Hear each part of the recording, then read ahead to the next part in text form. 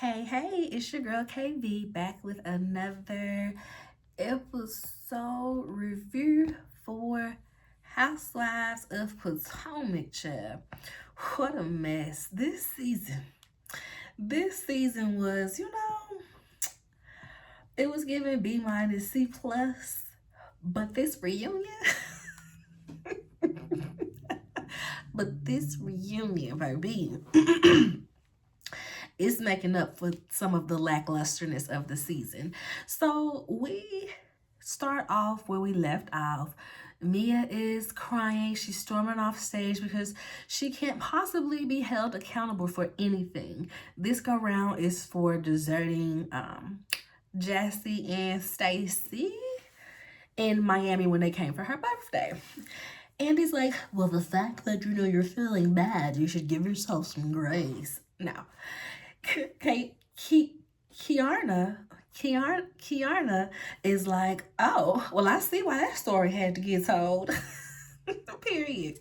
So, did I say anything? I just jumped right in. Hey, y'all, it's your girl KV. I'm here. You see how I'm excited I am about this?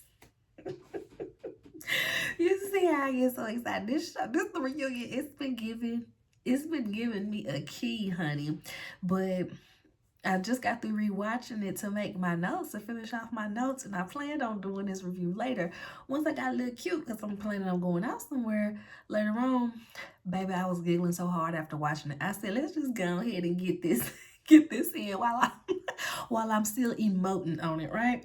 So next we see like as they're waiting on Andy to get back to the stage, Stacy asks Wendy if Eddie, what's Eddie doing today? Is he taking the kids out? Is he taking the kids out while you're here? Wendy said, no, he's gonna be here. Stacy said, oh, I forgot. Y'all, this was something that I completely missed the first go round, but hearing it and the fact that this is what they left in from every conversation that probably happened on that 10-15 minute on stage is hilarious, because I'm sure you did forget, girl. You ain't got no real man to come up here and be, be by your side. Brother on my arm, no brother on your arm. Okay, brother sitting behind me, no brother sitting behind you. A fake little relationship. Child, I screamed. Next we get to Giselle being an empty nester. She was sad for like a solid day, and then she was like, "Holla, I can have all my boobs out and wear long nails and do this and do that and go, bring a man home if I want to." She been having a ball. The girls are doing great in college, 4.0s all around. How are you and Jamal? Oh, we're good. Okay. Why were Jamal and his wife, are they big fans of Wicked? Andy doesn't even understand. Andy, have you heard of Wicked? Oh, well, true. He heard of Wicked, but he hadn't seen the wedding pictures. So Andy's like, I don't get it. I don't get it. And everybody is cracking up because they really did. Apparently, the new wife is AKA as well. So I guess that's how she wanted to theme that whole dealing. Y'all, when I was watching this with my mama, it was so funny because she hadn't seen Jamal Bryant's wedding pictures either. So when it happened, she was like, I don't get it. So I showed her the wedding picture. She was like, oh, that's different. Then I pulled up the poster for Wicked, and she cried. Giselle was like, I don't know what possessed them. No, I don't know what possessed them to wear that. He asked if the girls went to the wedding. Giselle said, oh yeah, they were there for that. They were there for that. I said, ooh, so what on earth they there for that you feel a way about, okay? I probably have to turn off this overhead light because this little glare is bothering me.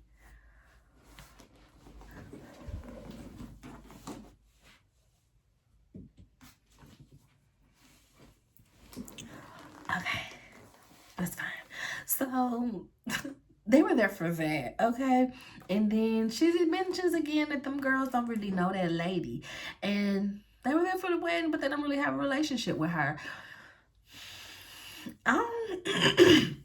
That's a little different for me because I would expect my parent to, not necessarily have to have my approval, but let me get to know the person that they are, foster some type of relationship or something. I'm like, how long you been with this lady? It ain't been at least, a consistent birthday party, birthdays all around party where you might have something for the girl's birthday and she gonna be there, or your birthday and you have everybody, your family there, or holidays where they come to you and she there. Like, I'm not understanding why they don't really know this lady right like that. So, because I know that he sees them kids all the time. So I'm like, do you just go over and sit up under Giselle every time you see these kids? Like, what's really going on? So that's weird. I don't care if I'm 25, 35. I need to know who my folks finna marry. But whatever. Giselle seems a little salty overall. And it's like, is it for the girls or is it for you? I wish Andy would have asked her what that whole comment was about when she said, oh, she's not in my league. Like, what was that all about? Nastiness for no reason. That lady ain't eating nothing to you, honey. Nothing. So, Giselle, how's Nams? You guys still hanging in there? Giselle's like, yeah, we're stronger than ever. Him and Josh are real good friends. And Ashley's like, oh, me and Josh, we decided to slow down. We decided to pump the brakes a bit. We were just really hot and heavy, but, we're still doing us. We're just, we don't have any titles. And Andy's like, oh, so you told me that he sent you off with a smile, huh? And Giselle is like, oh, did you send off with some sperm? Giselle is like always so horny. Like, what is your problem? Anytime there is a slither of an opening for a sexual sex innuendo, Giselle is gonna take it. It's a hot mess. It's a hot mess because everybody's face was like, well, why would we go there? And she's like, cheesing, like excited. Giselle is a weirdo. She's just pretty, so people don't really pay attention to it. Next, Ashley, here's her moment, you guys. Ashley has to forever, she is,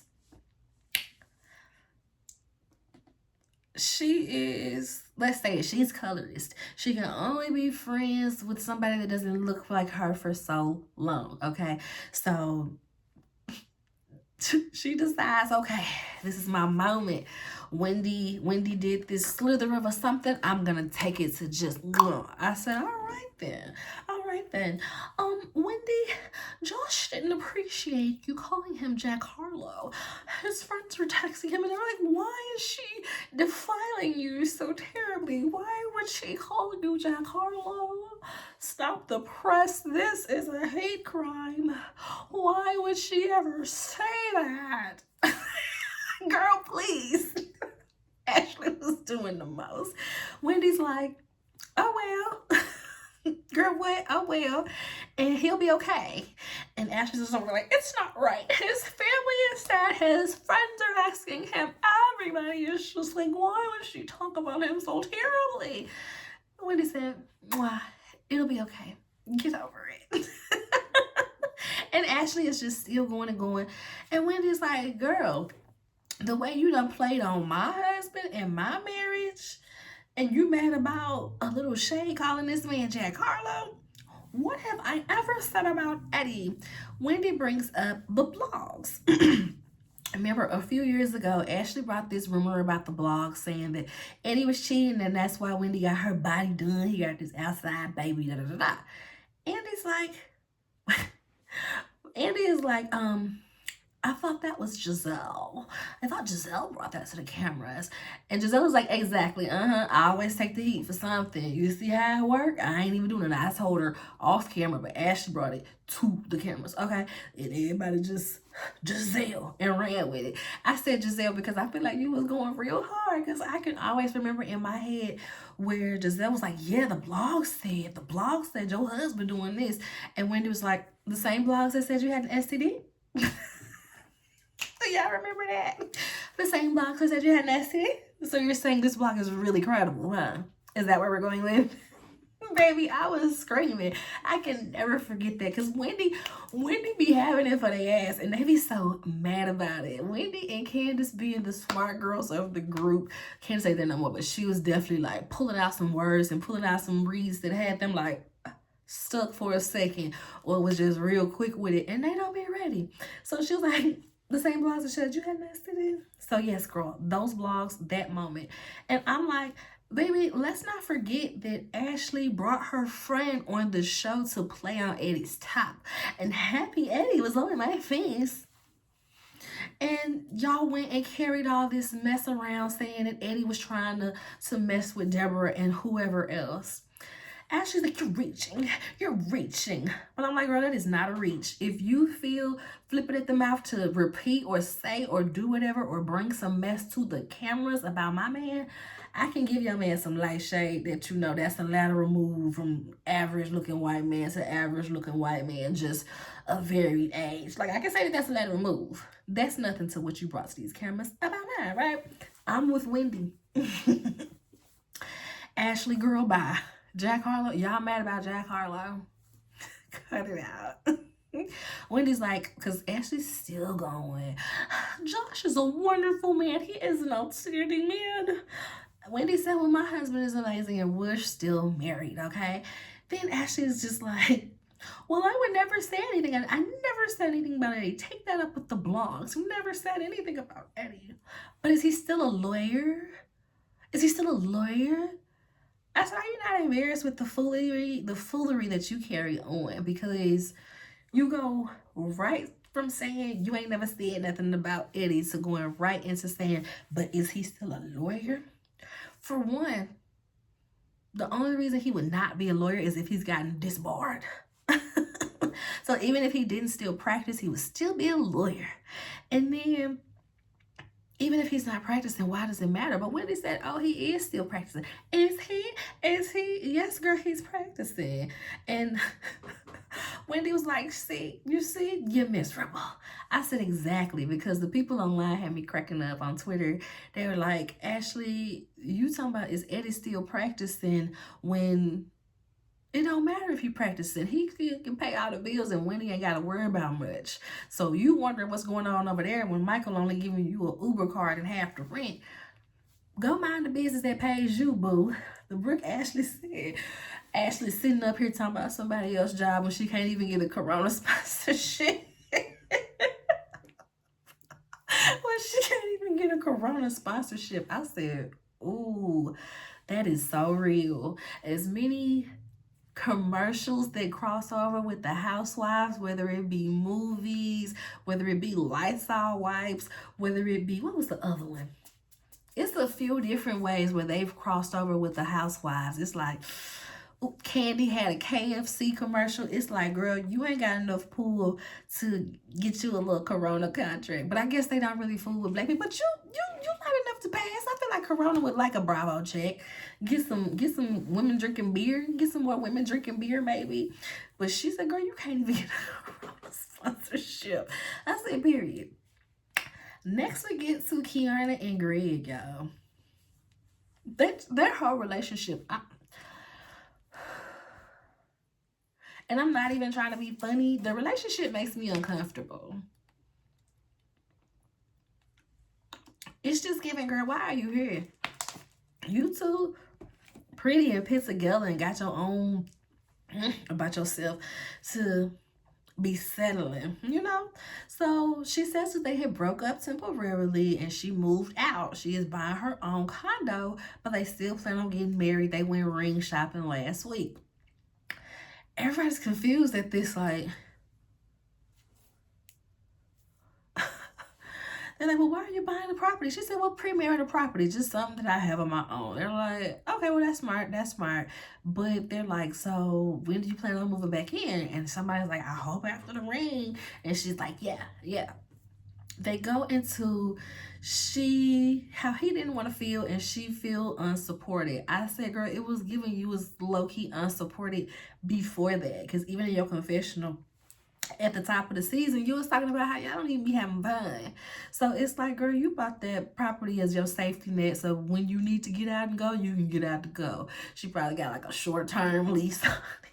If anything, let somebody rent it out for a little bit. When she moved back, like, don't let nobody 6 month it out. You might need to go on over there, child.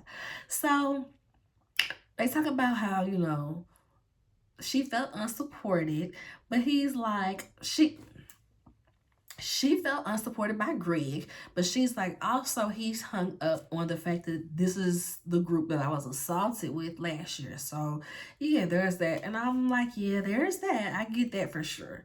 She says, yeah. So yeah, that's why we have this friction basically.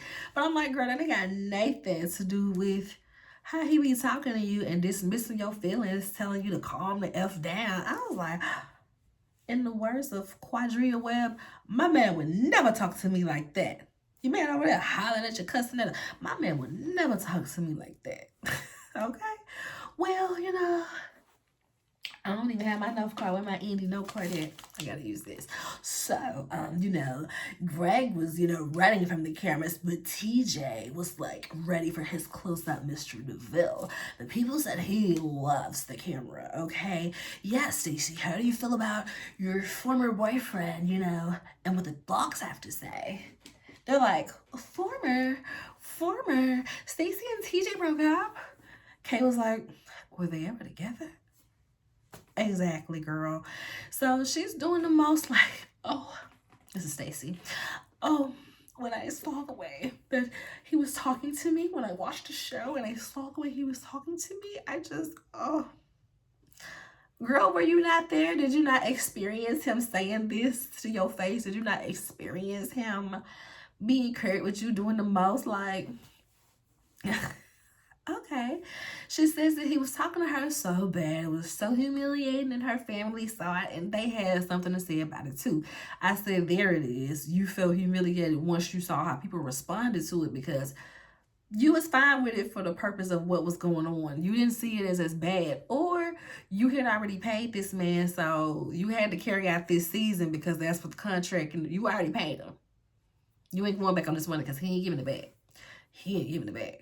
They mentioned that, he was more into the trainer than her. Wendy's like, I said that, and I meant it, but my bad. You my friend, so I'm going to say sorry. Girl, bye. She says she's focused on herself right now, and the divorce is final. They're like, the divorce is final before Mia, before Ashley. Andy's like, so, we're wondering, did you guys do like everything but sex? Did you just also like a cunnilingus. Cunnilingus. She just be so ready. What was just it, right? It was just ill. And then she says that we were intimate, but yeah, we wasn't like this, okay? And then they're like, people said that it was another Kenya and Walter situation. Yeah, but Walter still wasn't as bad as TJ. TJ trying to cry on camera and stuff. It's giving too much.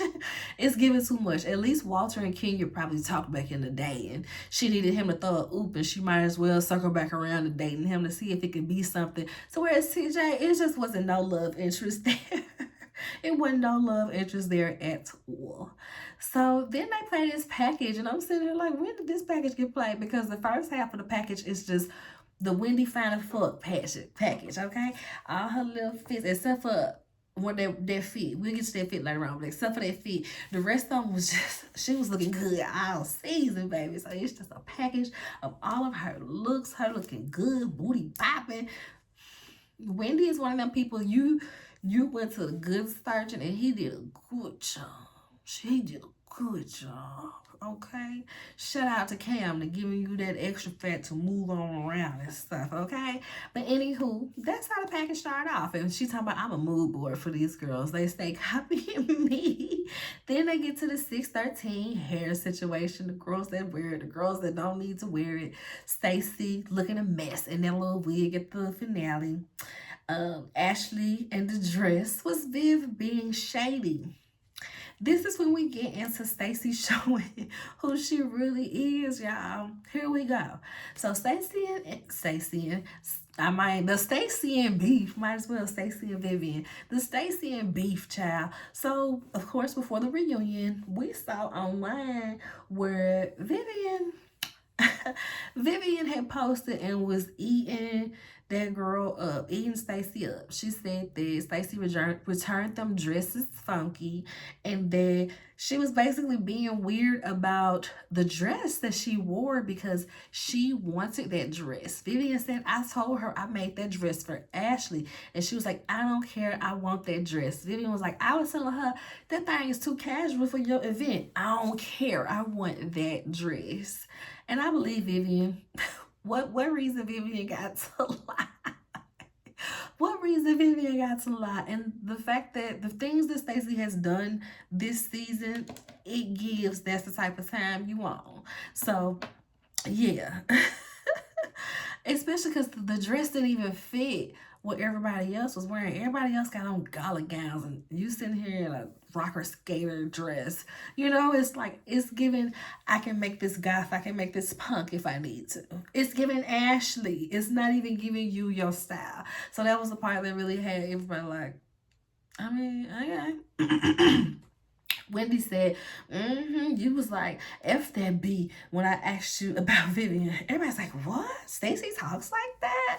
She proceeds to say that she didn't say that, but she did try to bring Vivian on to elevate her. Everybody's like, did Vivian need elevating? Like, okay, girl. Vivian got more to speak about herself, especially here, than you. Well, I wanted to elevate her and make her the exclusive designer for me, Vet. And then she betrayed me with the dress situation. Giselle said, oh, that's why it's FFB? And she said, absolutely, absolutely, she's dead to me. Girl, a dress situation takes all of that when we don't even believe your side of the story. And she's dead to me. You so fake. You're dead to you. But them wigs, though, Stacey, we get into this package where Andy just goes down the list and, you know, reads everybody. Well, no, it's listener and viewers. They packaged together all of the listener and viewers questions for the girls' looks last season. Okay, Stacey, the wig. Yeah, that finale wig, what was going on with that? Yeah, you know, I just really thought the girls would support me more, and they were kind of being mean girls, you know, they were kind of hazing me, and Ashley's just over there giggling, because that wig was not it. Everybody was kind of making fun of it. It's Whitney, it's Annie, it's crazy, it's, don't do it no more. Next, so Wendy, the dress with the arms. I have never texted a housewife about her fashions and what she's wearing. I said, with Giselle on the show, you ain't never said, oh, man. We don't believe you. You need more people. So she's just like, yeah, I took a risk. It was giving Michelin Tire Man, whatever. Ashley, the drag show, you make a hot guy, huh? Damn. Oh, use cellular data. Ashley, you know, you make a hot man. She's like, yeah, my family was very proud of me. My mom was proud of me. My family was very proud of my, you know, yeah. And then they're like, Ashley, they said that you're copying Wendy's confessional look with the red hair and the pearls. It was so, it looked like they was in a girl group. It looked like they was a city girl. They was city girls. It was too much spot on. And Giselle, this is where I was like, And I'm gonna skip ahead a little bit. Giselle says, we don't see the confessionals until it airs, right? But later on in this same segment, she says that she gave Wendy the dress when they were filming their confessionals. So somebody could have had a peek at something if y'all was in the same vicinity at the same time for you to hand something off to Wendy. That's just saying that y'all had access to each other, so she could have seen it. I don't put it past Ashley. I really do not. I can see Ashley talking to the stylist like, hey, can you figure out, you know, what she got, what she doing all that. Figure out, just, you know, somebody open the door, just, you know, just find something for me. I can see it. Because Wendy is that girl. So it's like, if you're going to copy anybody, let it be her. Don't be copying Giselle and her fashions. No. At least you upgraded. You see once she started copying Wendy, where the looks go? So here we are. Wendy said, they be peeking through my window.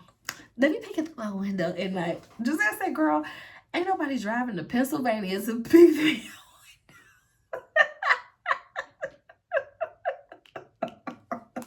Ain't nobody driving to Pennsylvania to peek through your window.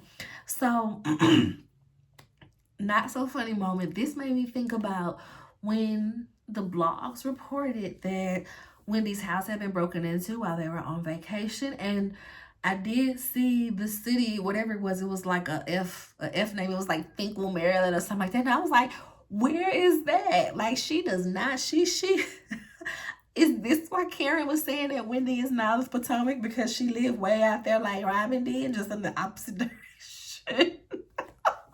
Is that why Karen was saying she not of Potomac, because she almost in Pennsylvania? Because when Giselle said it, Wendy just was laughing, girl. She ain't denying it. She was like, So that made me laugh, because that's what we jogged back to. But this brought me to a moment where I'm like, dang, Wendy didn't talk about the robbery or her house getting broken into on the show at all. And I said, you know what? That's stand up for me, because you're not exploiting the trauma of your family for the sake of a storyline. And that's why I hate when they say that Wendy don't ever have no storyline.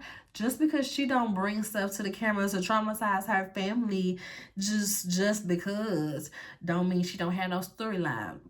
Truth be told, Wendy had the most going on this year as far as just things in general. She went to the White House to film her podcast. She had her 40th birthday party. She switched careers. She made up with her family. She had the most going on. It's just production decided to just whiz past it real quick, because it ain't mess, it ain't drama, so that ain't what the people want to see. But don't act like my girl ain't got a storyline, because clearly she had the most. What everybody else had. One situation that they dragged out the whole season. Giselle's whole thing was, I'm an empty nester, and Mia called my daughter whores. And that's the whole season for her.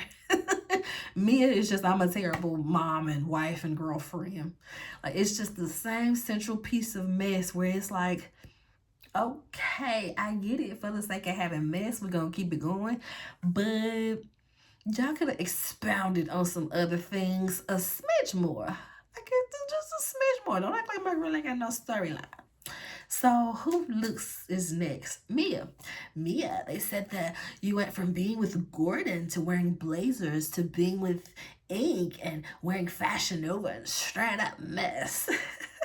She said, when I was with Gordon, I was a businesswoman. I was a CEO. And then they sold me business. Giselle said, to work for Fashion Nova. And he said, are they paying you? A lot of money.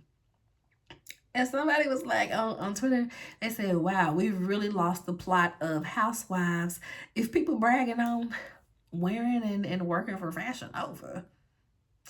Exactly. Mia is declassing the show. At least when Nene was talking about some Portia was declassing the show, Portia had the same status. And you know, I could buy this bag too. You got that bag? I got that bag. You got that car? I got that car. But Mia is just literally a whole nother class than what we should be talking about as housewives. Like, girl, stop it. So next we go to Giselle with the dress, her giving it to Wendy. Stacey's mad because that's the dress she said she didn't want nobody wearing, and I was like, why didn't she didn't want nobody upstaging her? That's why she didn't want it. I was like, well, why wouldn't you wear the dress? Like, it just makes no sense. If you didn't want nobody to wear that dress and to upstage you, why didn't you wear it? So Giselle wore the dress, of course, and then she gave it to Wendy. Stacey's like, did you donate to my charity? Did you donate to my charity? She said, yes, I did. I was sitting to donate. Said, why the shit? I said, yeah, because them dogs. And then they go into who wears the blonde the best. They say that Karen does, and Mia says, yeah, when it's on, right? Yeah, when it's up on her head. But girl, yeah, Mia, you don't need to wear that B613. Not B613. You don't need to wear that 613 no more. Shout out to B613. Where y'all at? Where y'all at? Where y'all at? Where y'all at? Where y'all at? Where B613 at? Y'all feel me? I know that was a hard turn, a hard left. But if you feel me, you feel me. Where's B613? Handle this. Y'all really got the United States in this type of Potomac. So where we at, y'all? Where we at? Jacqueline comes out pregnant, and Ashley's like, Jacqueline, do you notice where we are? In Panama. Where we had our moment. And Giselle was like, oh, so Ashley, is that your baby in there? That's your baby? And Jacqueline's like, this isn't PP's baby either. And you know, whoever the daddy is, you know, you guys haven't met him. So stay tuned. I said, girl, you assuming that we're gonna be caring about you and if Mia is still here for you to be around next season. So stay tuned. Okay. So next we get to Mia and Ink and Gordon package and just, you know, how terrible of a person Mia is for how she been carrying on this season. She, you know, we really saw her spring divorce on her children on TV like that. It was just ridiculous. So she claims that her and Ink broke up, and Andy's like, but your tagline says that Ink is forever. They're like, girl, stop playing. You just put him to the side because y'all got backlash for y'all relationship. They said he was disgusting in the way that he trashed G and the way he was really impeding on her marriage, especially bringing the carrying on with this paternity situation. Giselle is like, girl, you still with that man and you live in Atlanta. You live in Atlanta with him. Why would you say that? I don't. She's like, girl, you be flying back and forth for your anytime interviews. Anytime we filming, you flying back and forth. Why would you say that? Yeah, the people see you in the back of the plane going back and forth all the time. So they're trying to get to the bottom of it. And Andy asked a really good question. He said, so where do your kids go to school? And she's like, they're private homeschool. How convenient. Because everybody's like, oh, so they can just, go back and forth whenever you want them to, right?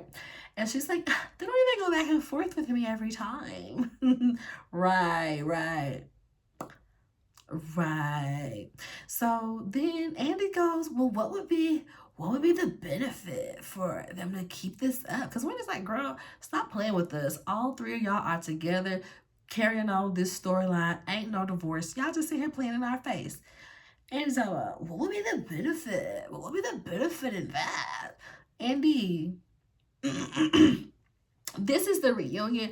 We can break the fourth wall and say that they get paid.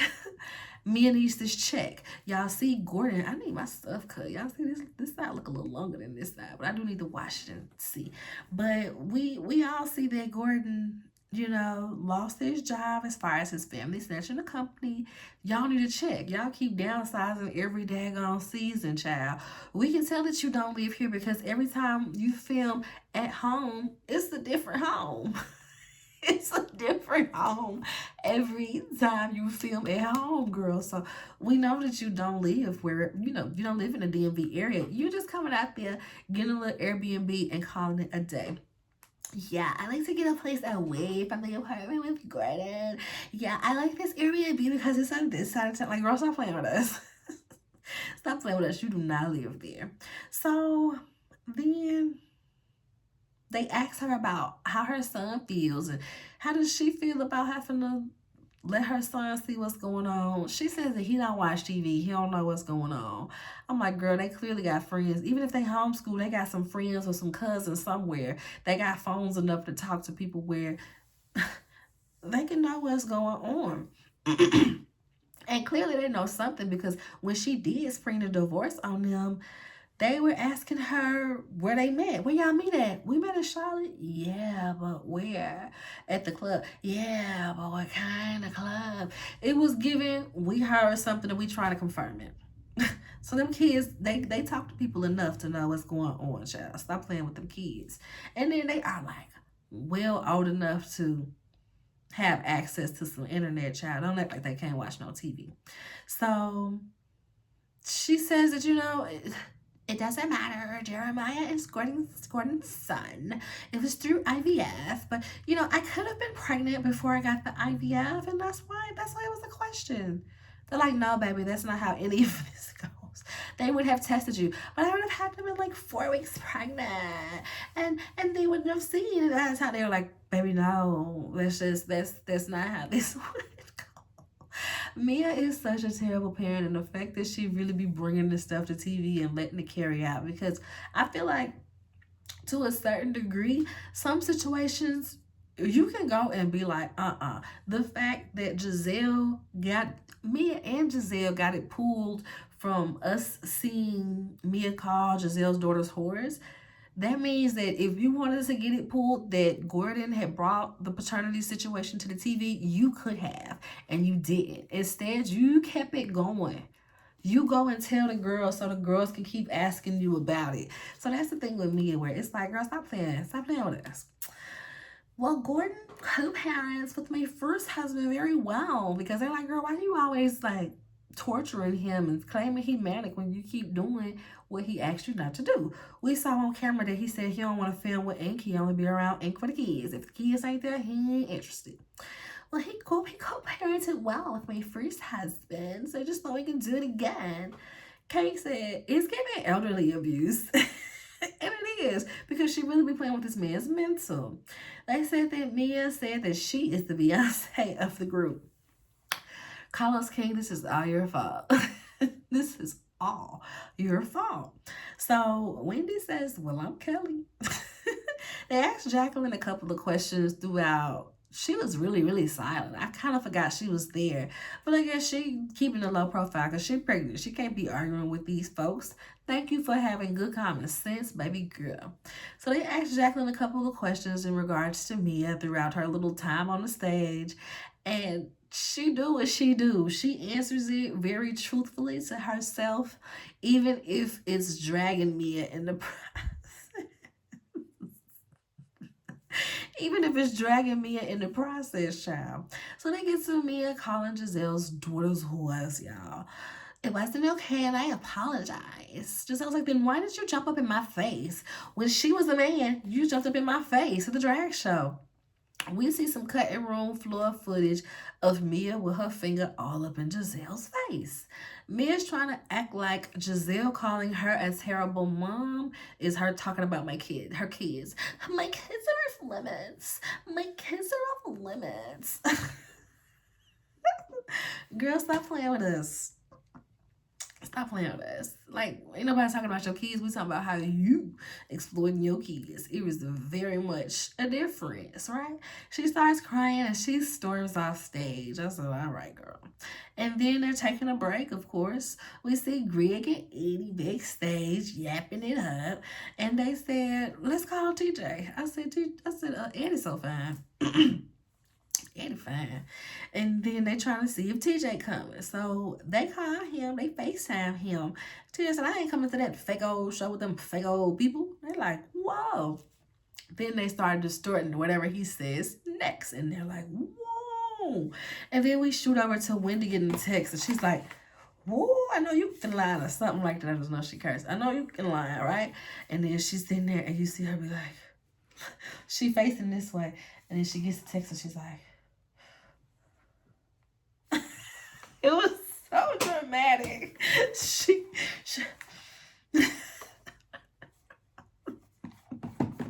I get that the people was over to the side and she was looking at them, but who was she looking at, production, or was she letting the camera get her good shocked angle?